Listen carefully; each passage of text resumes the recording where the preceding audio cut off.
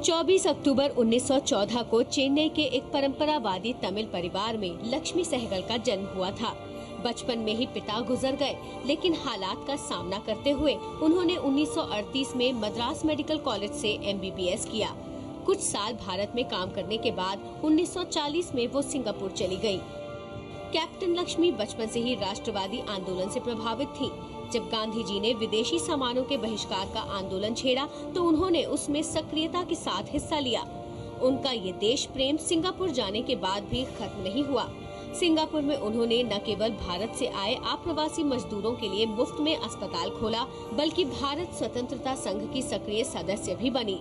साल 1942 में दूसरे विश्व युद्ध के दौरान जब अंग्रेजों ने सिंगापुर को सौंप दिया, तब लक्ष्मी सहगल ने घायल युद्ध बंदियों के लिए काफी काम किया।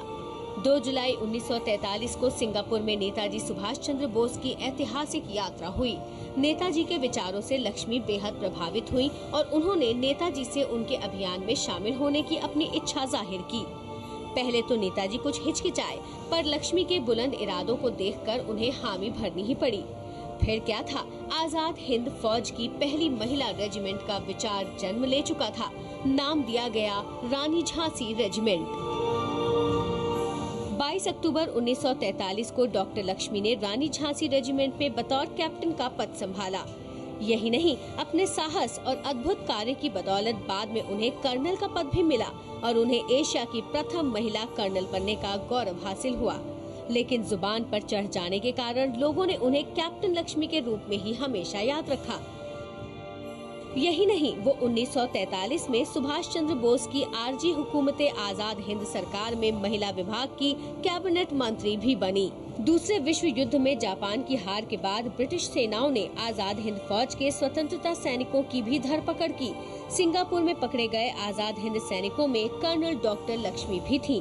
कैप्टन लक्ष्मी सहगल ने लाहौर में मार्च 1947 में कर्नल प्रेम कुमार सहगल से शादी कर ली और फिर कानपुर आकर बस गयी।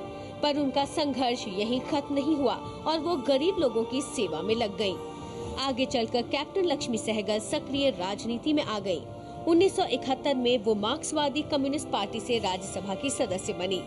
विडंबना देखिए कि जिन वामपंथी पार्टियों ने दूसरे विश्व युद्ध में जापान का साथ देने के लिए सुभाष चंद्र बोस की आलोचना की, उसी से आखिरकार कैप्टन लक्ष्मी सहगल का जुड़ाव हुआ।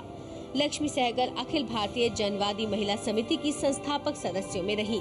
1998 में उन्हें पद्म विभूषण से सम्मानित किया गया।